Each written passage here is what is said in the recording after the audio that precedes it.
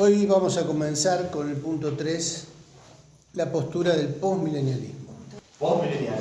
Postmilenialismo. Vamos a arrancar con la definición. Recuerden que la idea de todo esto, de toda esta información, justamente tiene que ver con eso, con tener una base de datos que nos permita tener un panorama amplio de todo lo que se cree dentro del tema de la escatología, las diferentes posturas y todo eso. Y cómo nos puede ayudar esto. Por eso es una introducción a la escatología, porque toda esta información es un recurso que nos sirve como de antecedente a lo cual recurrir a la hora de decir, bueno, tengo que predicarle el Evangelio a alguien que está dentro de este esquema o que recibió esto, que todavía no tiene la esperanza clara de a dónde va a pasar su eternidad.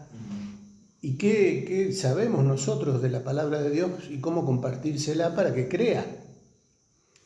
Recuerdan que habíamos visto que vamos a encontrarnos con católicos, con testigos de Jehová, con mormones, con gente que está en la nueva era o gente que cree en la reencarnación. Bueno, ya vamos a llegar a esos temas, pero la idea es que, tengamos una base informativa de datos para saber y darnos cuenta en dónde está parada la persona a la cual estamos ministrando y cómo llegar de una manera más efectiva con la palabra de Dios. Hoy vamos a conocer, o por lo menos a enterarnos, de lo que es la postura postmilenialista. Vamos a arrancar con la definición. Definición. Esta postura sostiene que la primera venida de Cristo y el avance de la Iglesia han atado a Satanás de tal manera que la humanidad está lentamente introduciéndose en su edad de oro. El Señor solo tendrá que venir a introducirlo en la eternidad. El diablo está atado y el mundo irá evolucionando hasta un estado ideal gracias al ministerio de la Iglesia. ¿A qué se asemeja esta definición? ¿A qué postura? A milenialismo. A la milenialismo. Punto 1, postulados. ¿Podés seguir leyendo, Ismael? Postulados. La Iglesia ha reemplazado a Israel y Dios ya no tiene ningún propósito para los judíos. Por consiguiente, muchos de los proponentes son antisemitas virulentos, incluso al punto de argumentar que el pueblo judío es el anticristo. La Iglesia está destinada a apoderarse del mundo por sí misma y a reinar sobre todas las naciones por lo menos por 1000 años. Y Jesús no puede regresar por la Iglesia hasta que la Iglesia haya completado su reinado y esté lista para presentar el reino a Él. Bien, esos son los postulados básicos del postmilenialismo. Más o menos ya de esto veníamos hablando de las divisiones o las características principales de cada postura. Habíamos hablado un poco de la historia del postmilenialismo, lo que pasó, cómo fue decayendo hasta casi desaparecer,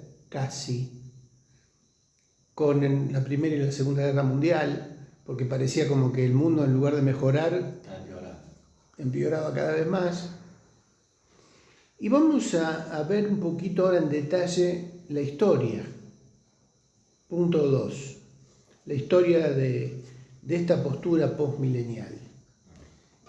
La tenemos a Susana, me pareció ahí verla. Susana. ¿Podés leer, Susana? El punto 2, la historia. Historia, resumen tomado del artículo de David Reagan, ¿convertirá la Iglesia al mundo? El postmilenialismo sufrió una muerte repentina cuando estalló la Primera Guerra Mundial, dado que el enfoque está basado sobre la suposición errónea del progreso inevitable de la humanidad. La Primera Guerra Mundial lo mató porque esa guerra hizo imposible creer que el progreso humano es inevitable. Hasta hace poco tiempo, solo un libro importante había sido escrito en este siglo que abogaba por el enfoque postmilenial. Publicado en 1957, se titulaba El Milenio, y el autor era un teólogo reformado llamado Loraine Boethener.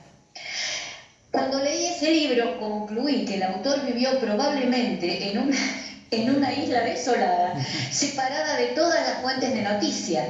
La razón es que él pasa una buena porción del libro tratando de convencer al lector que el mundo realmente está haciéndose mejor. La resurrección del postmilenialismo se llevó a cabo en la década de los 80, cuando el mercado fue inundado repentinamente con libros postmilenialistas. Los dos autores más prolíficos e influyentes son Edward Polk y David Chilton. ¿Sigo? Vale. Dos sabores. Aunque Polk y Chilton llegan a la misma conclusión errónea, que la Iglesia conquistará el mundo sin la presencia de Jesús, su razonamiento y métodos difieren muy drásticamente. El enfoque de Polk es una consecuencia natural de las confusas doctrinas de superfe que han venido a caracterizar la mayor parte del movimiento carismático. Polk dice que los cristianos son pequeños dioses con la autoridad de Cristo. Podemos, por lo tanto, confesar dominio sobre la tierra y, a través de la fe, lo que confesemos ocurrirá. La teología de Polk es denominada reino ahora. El otro sabor importante del avivamiento postmilenial es llamado teología del dominio. Sus raíces son muy diferentes. Es abogada por teólogos calvinistas no carismáticos. El padre filosófico de la teoría del dominio es Rousas John Rushdoony. Ha estado en la escena por mucho tiempo, pero sus escritos son obtusos y han sido populares solo entre un puñado de intelectuales. Pero en los pasados 10 años, sus teorías han sido popularizadas por su yerno, Gary North de Tyler, Texas, y por David Chilton, un predicador presbiteriano de California. La teoría del dominio difiere del reino ahora, no solo en sus raíces, sino también en sus métodos. El reino ahora confía en métodos sobrenaturales. Los creyentes, como pequeños dioses, afirman su divinidad al proclamar dominio sobre las naciones. La teología del dominio se basa en métodos más tradicionales. El mundo va a ser reclamado para Cristo a través de esfuerzos misioneros y activismo político. Bueno, hasta ahí nomás. Documentos Ok, Gracias, Su. de nada. Este artículo de David Reagan está interesante, porque resume un poco las características del postmilenialismo, cómo surge, cómo decae, cómo tiene su decadencia, su apogeo y su decadencia, pero habla de una resurrección, por decirlo de alguna manera, un resurgimiento en la década del 80. Y en la década del 80, yo recuerdo que empieza a popularizarse lo que ya habíamos citado no hace mucho, las frases Argentina para Cristo, el mundo para Cristo, o sea, como que empieza a haber 40 días de ayuno. Claro, un estilo de ministración enfocándose en lo evangelístico y que tiene que ver con meterse, de eso por ahí en algún momento vamos a hablar, en las diferentes esferas de poder, de ganar lugares, ganar espacios, la iglesia, ¿no?, con el mensaje del cristianismo, y de esa manera conquistar naciones. Llegar a la gente a través de los lugares de poder y desde ahí influir con el mensaje del Evangelio. El postmilenialismo, ¿se acuerdan lo que leíamos al principio? Dentro de sus metas principales tiene ese objetivo. El mundo se tiene que convertir para que Jesús pueda volver. Tiene que generar las condiciones básicas para que Jesús pueda regresar. Para llegar a eso, tiene que conquistar justamente los lugares de dominio. Por eso también, como veníamos viendo en la lectura, aparece el dominionismo por un lado y el reino ahora por otro. En la década del 80, 90, sí, 90, antes del 2000, referentes como Marcos Witt llegó a pastorear una iglesia en Estados Unidos y uno de los eslogans que él tenía en esa congregación era justamente el concepto del superhombre, ¿no? Vos sos... Saca el campeón que vos... El campeón. ¿Qué pasa con Bien. ¿Cómo Entonces se me están sabes? cruzando. Bien, pero el campeón. Marcos Witt por ese lado, ¿no? Y con esa línea motivacional, como que nosotros, por ser hijos de Dios, tenemos autoridad. Ojo que no es algo que desapareció, este énfasis. Por otro lado, Cash Luna. ¿Escucharon hablar de Cash Luna? Sí. Pero Cash Luna hablaba de Jehová Junior. ¿Escucharon ese término? No. Vos sos Jehová Junior. Tremendo falso, sin vergüenza. Bueno, pero cuando uno escucha cómo lo desarrolla justamente a partir de verdades bíblicas. ¿Somos hijos de Dios o no?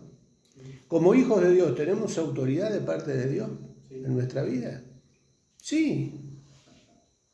Ahora, hay detalles que vienen después, porque sí se arranca de un principio cierto, pero se puede tergiversar y se puede desvirtuar cuando aparece la confesión positiva. Declará, proclamá. Lo que digo recibo. ¿Escucharon ese planteo, esa doctrina? La confesión positiva.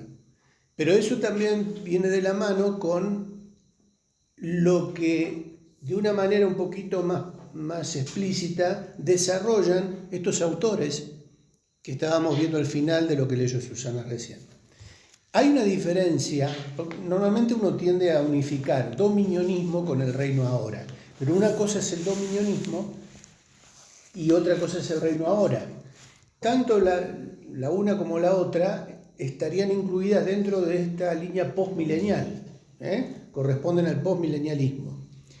Aunque el postmilenialismo original no tenía nada que ver con el dominionismo, quizás sí con el dominionismo, pero no con el reino ahora. Entonces, ¿cuál es la diferencia? Volvemos al apunte, porque al final se explica en el último párrafo, antes de los argumentos escriturales, dice: la teología del dominio difiere del reino ahora, no solo en sus raíces, sino también en sus métodos. El reino ahora confía en métodos sobrenaturales. Los creyentes, como pequeños dioses, este concepto de pequeños dioses es lo que después populariza Cash Luna con Jehová Junior. ¿Se dan cuenta?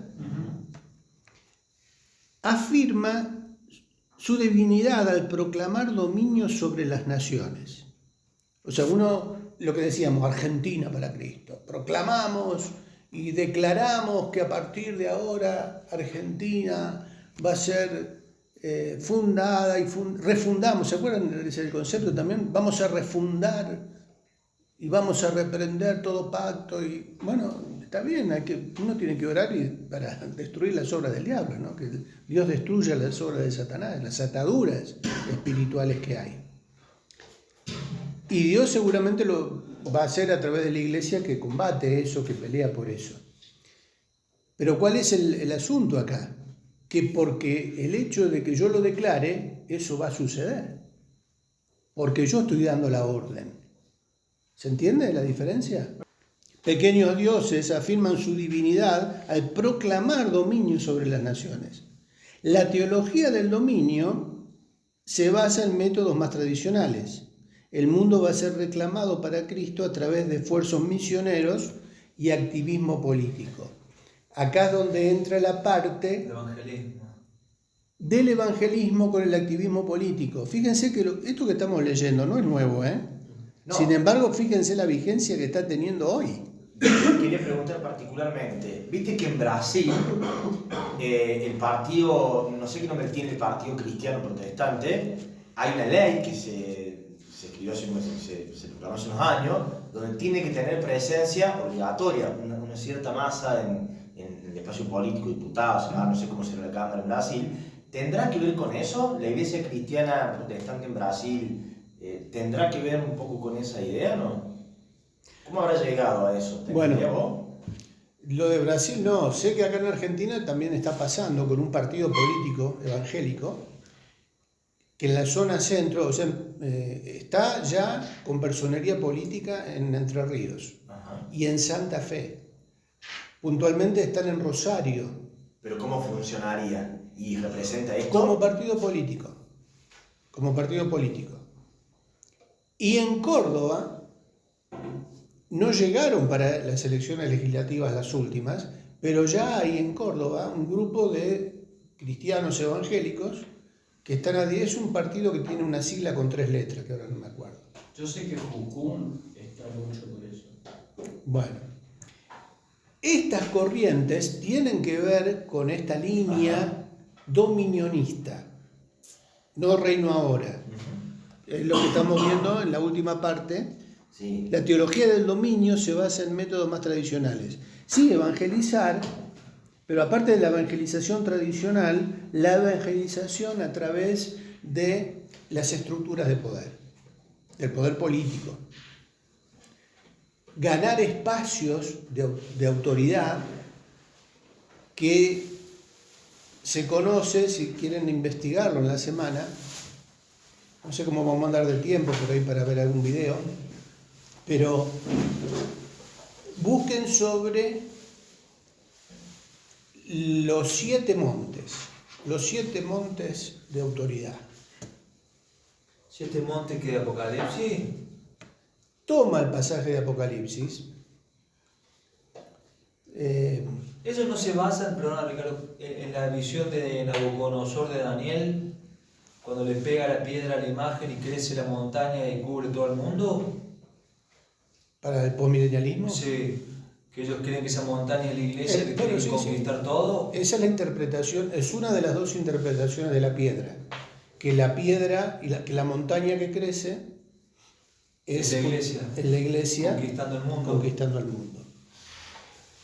En la primera venida de Cristo. La otra postura es que la piedra tiene que ver con la segunda venida del Señor. Como el milenio. Claro. O la eternidad. No, como el milenio. En la segunda. Pero bueno, eso ya entrando en escatología Sí. propiamente dicha. Volviendo al tema de los 7 montes. Los 7 montes tienen que ver con 7 lugares de poder social, político y social. Bueno, tiene que ver con la política, la familia, la cultura, los medios de comunicación. Sí, conquistar todo. Los cristianos tienen que llegar a esos lugares, dominar esos montes, porque tiene que ver con la forma o la estrategia de dominar a las naciones. Si se llega a dominar, a tener autoridad en esos lugares, uno puede desde ahí bajar, en este caso, dentro de la teología postmilenial en cuanto al dominio, de esa manera se puede predicar el Evangelio y ganar a las naciones para Cristo. Pero primero hay que llegar a conquistar esos montes. ¿Y vos, En algún momento, perdón, la religión católica no llegó a eso. Es que la religión católica En el 300 propone, claro, es Como la unidad de unión dominio. como, en este caso, dominio, porque propone la unión entre la Iglesia y el Estado. Claro. Escucharon hablar de ese concepto, pero, Iglesia y Estado. Pero bueno, pero la reforma un poco plantea la división del Estado. A partir de la Reforma Protestante se plantea eso. Entonces ahí tenemos por un lado la presión de un sector del cristianismo por congraciarse con el poder político, porque entiende esto. Ahí tenemos San Agustín, tenemos los que proponían y que ponían y sacaban reyes. Y bueno, se logró. Y eso lo hicieron durante mucho años, tiempo. más de 1000 años. Y hasta el día de hoy lo hacen. Hasta el día de hoy. Entonces, vamos viendo cómo esto tiene su prehistoria, esta línea de dominionismo, y hasta justificado con pasajes bíblicos, por ejemplo, el pasaje de Génesis sobre el propósito que Dios tuvo con el hombre, ponerlo en la tierra para que la domine, para que ejerza señorío sobre la tierra. Es voluntad de Dios ese tipo de dominio. Pero ahora, bueno, volviendo, decíamos que hoy está pasando en nuestro país también. Hay un sector del cristianismo evangélico que tiene esta postura, llegar a ocupar lugares de influencia y desde allí hacer valer el peso ya de cantidad de votos. Yo les decía en este noticiero, se lo dije, no se lo dije, sí, que vi un noticiero ahora en esta semana, en donde sacaron aproximadamente la cantidad de evangélicos que hay en la Argentina, el porcentaje, Sí, yo lo estoy viendo. que aumentó desde el 8,5 al 15. 15 y sin contabilizar el último censo. Y que el referente en Buenos Aires es el hijo de Carníbal, que está en la Universidad Evangélica. Ajá. Bueno, él dio el dato que él personalmente tiene, que porque no se incluyó el tema de las confesiones en el último censo, se sospecha que no es el 15%. Van a ser que el 25%. Está entre el 18 y el 22%. Claro, sí, eso fue lo que escuché. Entonces, ¿qué pasa con esto?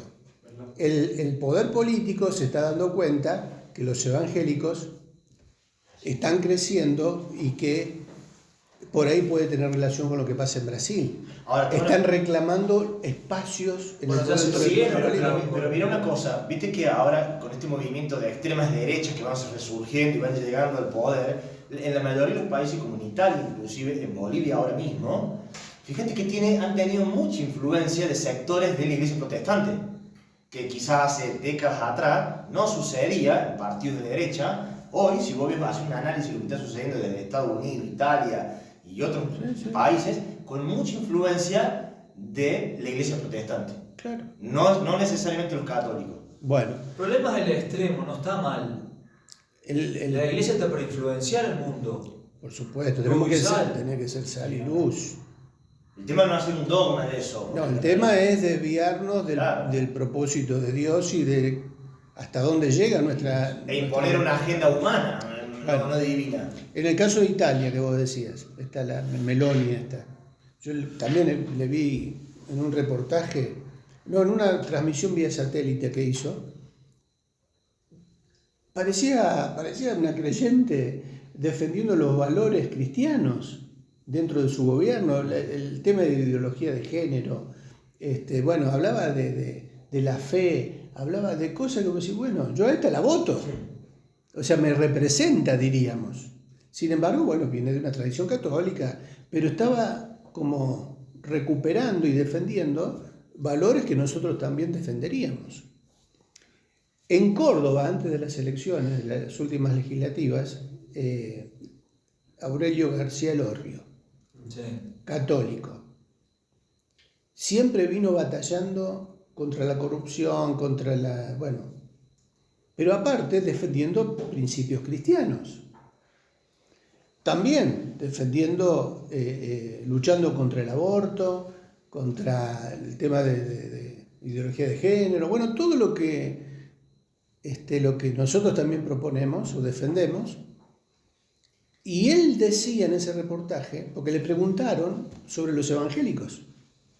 Resulta que un montón de evangélicos votan por Elorrio. Y él decía, a mí me gusta, dice, la postura de que los pastores dentro de las iglesias evangélicas no le dicen a la gente a quién votar. No captan, no hacen un voto cautivo y dicen, voten a fulano, voten a fulana, a sultano. Dan libertad para que la gente vote lo que quiera votar según los principios que emanan de la palabra de Dios. ¿Y eso dijo Elorrio? Elorrio. Ese es mi candidato. Entonces yo digo, este es de lo nuestro. Ahora, ¿cuál era la teoría, la sospecha? Que justamente ahora se pretende que por el crecimiento que tuvo la Iglesia Evangélica a nivel nacional, justamente el formar partidos propios. Y a eso es lo que le tienen miedo, porque Elorrio decía, hasta ahora el voto evangélico se divide en diferentes partidos. A mí me votan los evangélicos, dice Elorrio. Pero también hay gente de Cita con la Vida que tienen cargos políticos en el gobierno de Giorgiora, en el gobierno en la línea de Schiaretti. Hay una mujer y un hombre, no me acuerdo ahora el nombre, que son de Cita con la Vida, que están metidos ahí, militando ahí. La Adventista fue candidata gobernadora. Bueno, con Milei varios metidos también. Con Milei, bueno, están repartidos. Hay una que la quiere poner el Senado como la que dirige el Senado. Ahora, repito, creo que lo hablamos la semana pasada. Daniel, en Babilonia, ¿no era funcionario de Nabucodonosor? Dios no lo llevó a ese lugar. José en Egipto. Bueno, Dios tiene sus propósitos y sus planes y puede usar a quien Él quiera para hacer su obra en medio de los gobiernos del mundo. Lógicamente, cuando es de Dios, ahora tenemos que, tener claro que yo creo que hay hermanos en la fe que tienen una vocación genuina de servir a través de cargos. Pueden ser llamados por Dios para eso, pero no es así, con esta. Sí. Lo agarramos así. Hay que tener cuidado con generalizar y blanquear. No, allá no ven o sí ven. Sí, ven. ¿Saben lo que es esto? No ven. Con pinza de cirujano. Bueno. Por eso todo hay que tomar. En estos temas, todo lo que estamos hablando es muy relativo, salvo aquellas cosas que son centrales. Porque ahí también puede pasar lo mismo que estamos hablando recién, con una buena intención. Claro. Llegan al poder y ya empezamos a mirar por otro lado. Es que tarde o temprano Daniel nunca transó con la religión babilónica, no transó con los corruptos que estaban alrededor de Nabucodonosor, al contrario, lo querían limpiar. No pasó también con Jeremías, no pasó con los profetas que estaban cerca de los reyes. Tenían un sector que los quería sacar del medio. El cristianismo no puede perder, el siervo de Dios, la sierva de Dios, esté donde esté, no puede mimetizarse con las ideologías del mundo. Siempre tiene que prevalecer la palabra de Dios y los principios que emanan de la palabra de Dios. Nosotros no nos tenemos que sujetar a la estrategia del mundo. ¿No? No podemos ponernos por debajo de los valores humanos. Siempre la Biblia tiene que ser la que esté por encima nuestra, ¿no? Ahora, que es una realidad, es una realidad. ¿Existen este tipo de corrientes? Existen. ¿Se están dando? ¿Es algo que va a pasar a largo plazo o ya está pasando? Y vemos que este artículo, este que estamos leyendo ahora, no es de ahora, tiene su tiempo. Sin embargo, ya venía profetizando de alguna manera lo que estas ideologías están proponiendo. Ahora, ¿de qué nos sirve a nosotros esta información? ¿Para qué nos sirve esto? Para que justamente nos demos cuenta que lo que está pasando dentro de la iglesia evangélica protestante en la actualidad es algo que se está alineando dentro de esta estructura dominionista y de reino ahora. Porque como citábamos ejemplos, no estamos citando ejemplos de hace 2 siglos atrás. Estamos citando ejemplos de nuestra generación, de líderes carismáticos de nuestra generación, de denominaciones que están creciendo y que tienen que ver, ¿se acuerdan que habíamos dicho? Algunos de las líneas pentecostales o carismáticas que nosotros también podemos incluirnos dentro de las iglesias renovadas. Pero acá, ¿qué es lo que estamos viendo? G12, Movimiento Apostólico y Profético. la nueva reforma apostólica y profética. Hay una corriente de la nueva reforma o de la reestructuración apostólica y profética. Ciertos líderes como, bueno, aparte de los que nombramos, Alberto Motesi, evangelistas que están dentro de esta línea de ganar al mundo para Cristo con esta estructura de poder.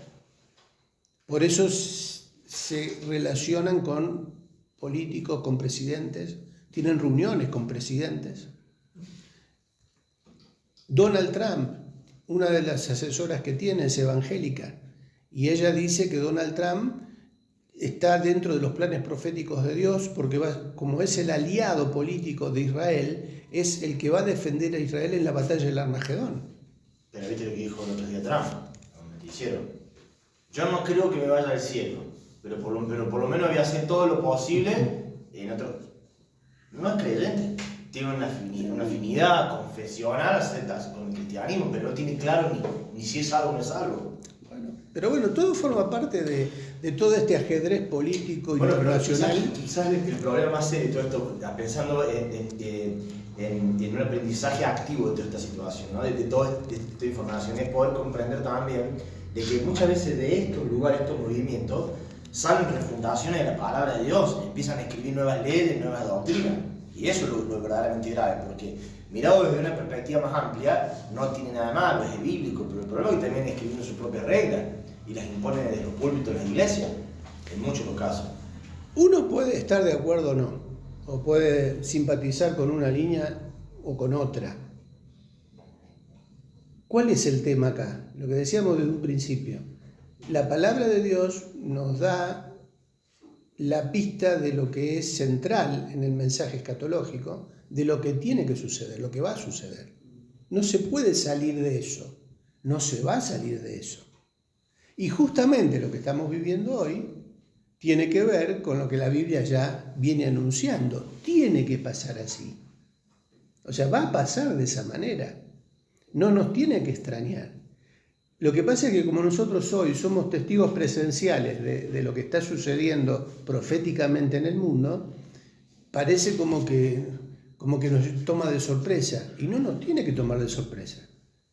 Porque todo se va perfilando a lo que ya tenemos escrito.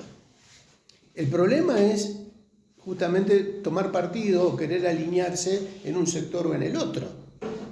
No, pará. No. Pero yo creo que va a llegar un momento que Dios siempre se movió por remanente. Por supuesto, bueno. Que el que se plante va a ser tratado de fundamentalista. Bueno, eso también está escrito. Entre los mismos cristianos, te digo. Sí, eso también está escrito. Todas estas cosas van a hacer que al cristiano se afirme la palabra, dentro de las mismas iglesias protestantes nos van a acusar. Y por eso. No falta poco, menos de 10 años. Bueno, vamos a avanzar. Dejamos en argumentos escriturales. Hay tres escrituras angulares que a menudo son usadas para justificar las doctrinas del reino ahora, dominio. La primera y principal es Hechos 3:21. Este verso usualmente es citado para decir: Jesús debe permanecer en el cielo hasta que todas las cosas hayan sido restauradas. Por lo tanto, continúa el argumento: Jesús no puede regresar hasta que la iglesia haya surgido, triunfante sobre el mundo y haya restaurado la creación de Dios a través de un reinado de paz, rectitud y justicia.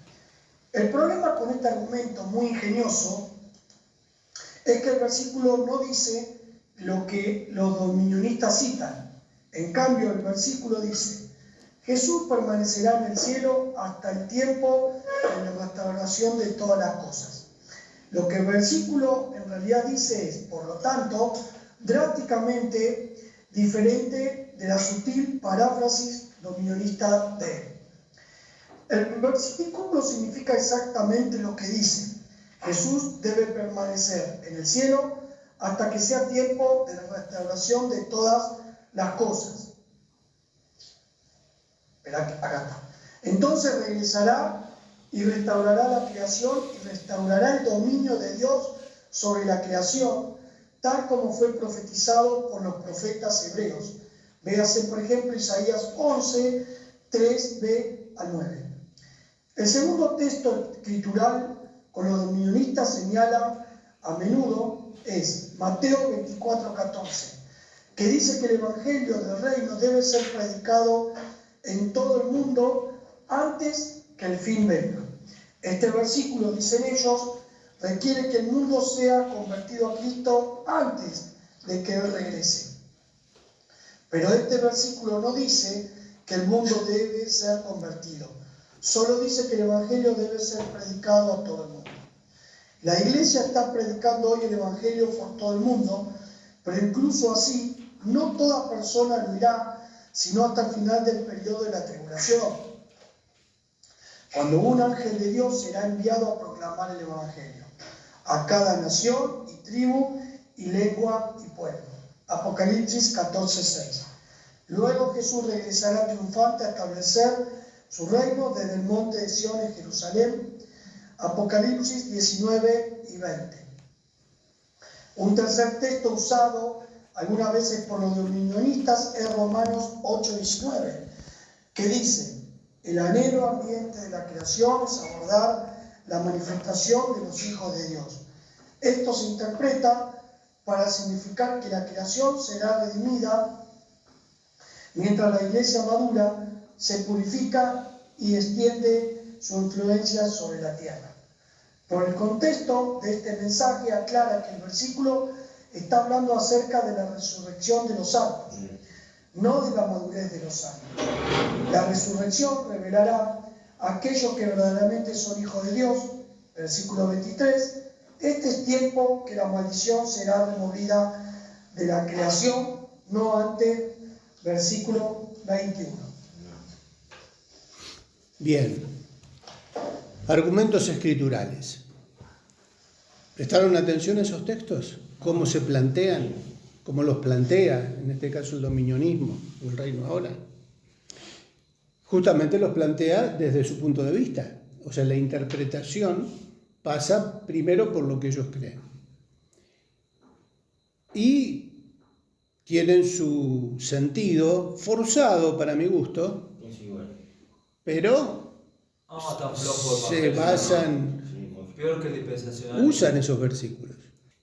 El asunto acá es que sobre estos pasajes y sobre estas tendencias, en cuanto a estas posturas, hay denominaciones en el mundo que fundamentan su estrategia y su manera de enfocar el futuro de la iglesia en base a estas ideologías o a estas posturas.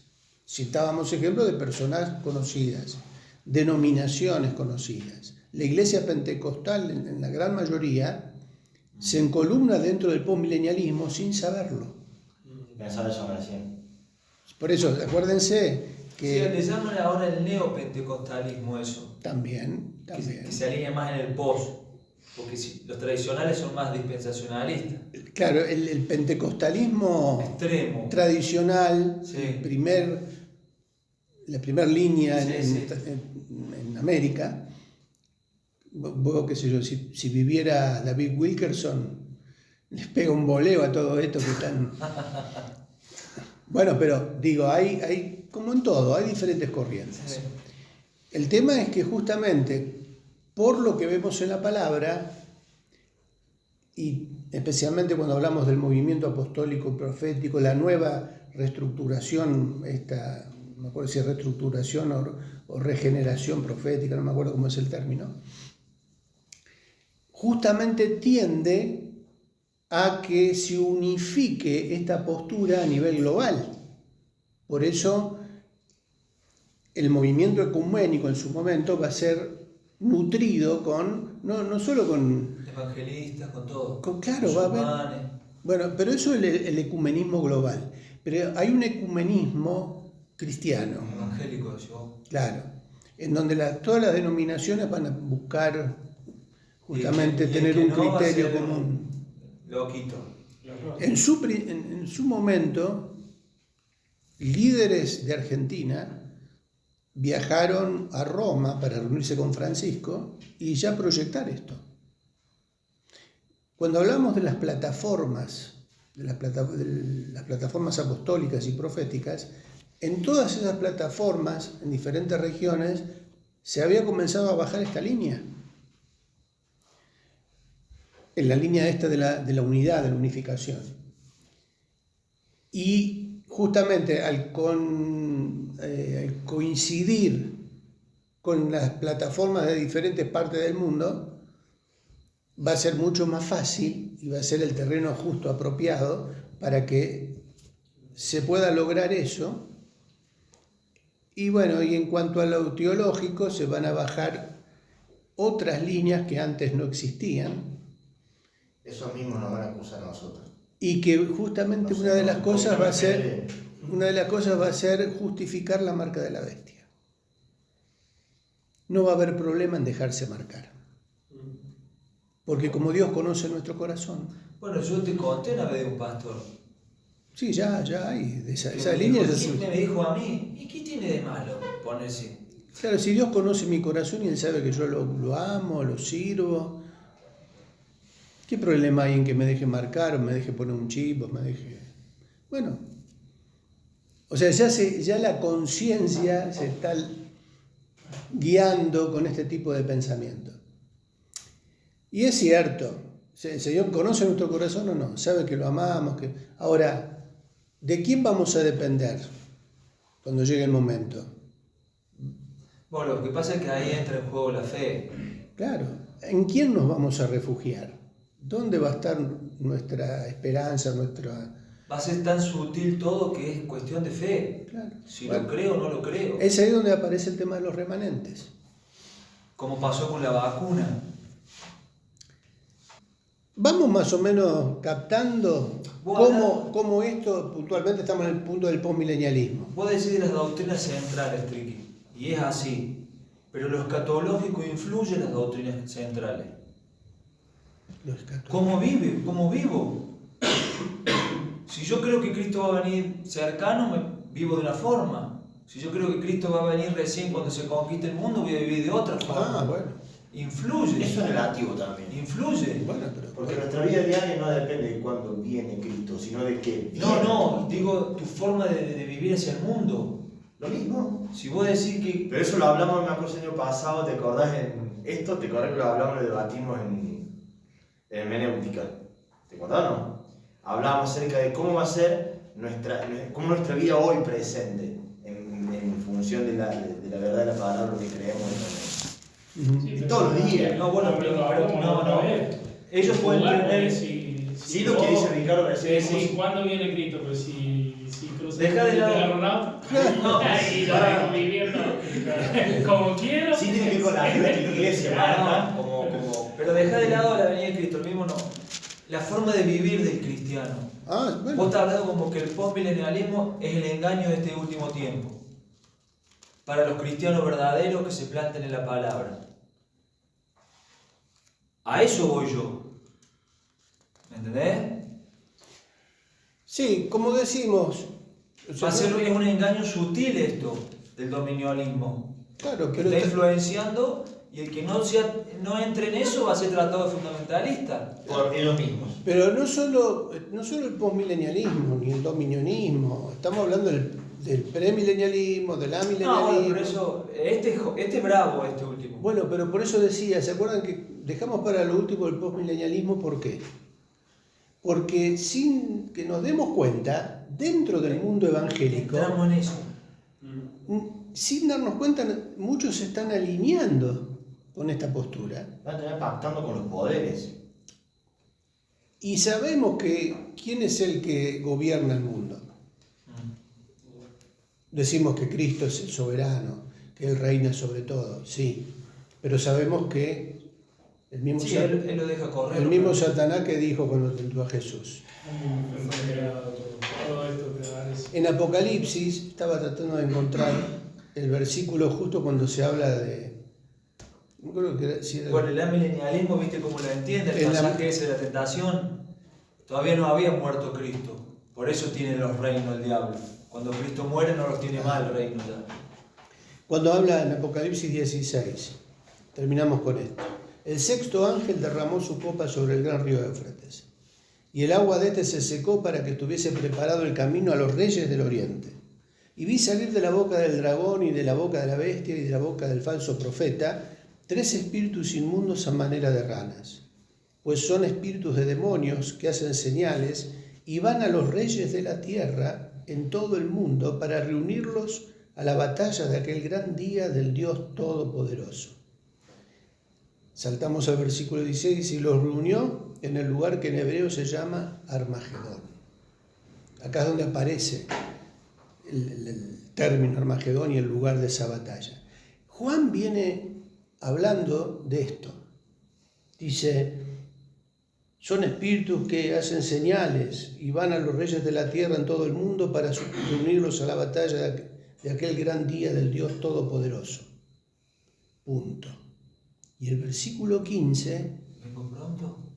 desaparece Juan y aparece el Señor. Como que, yo me lo imagino, ¿no? Juan escribiendo, y el Que helado. y de repente el Señor como que interviene, lo saca a Juan de la silla y escribe él. ¿Por qué es lo que aparece en el texto?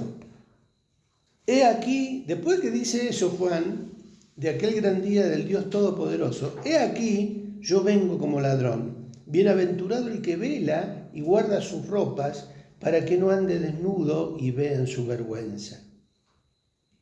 Parecido al de la Odisea. Punto. Y sigue escribiendo Juan. Y los reunió en el lugar que en hebreo se llama Armagedón, y el séptimo ángel. Sigue describiendo lo que va a ser ese momento.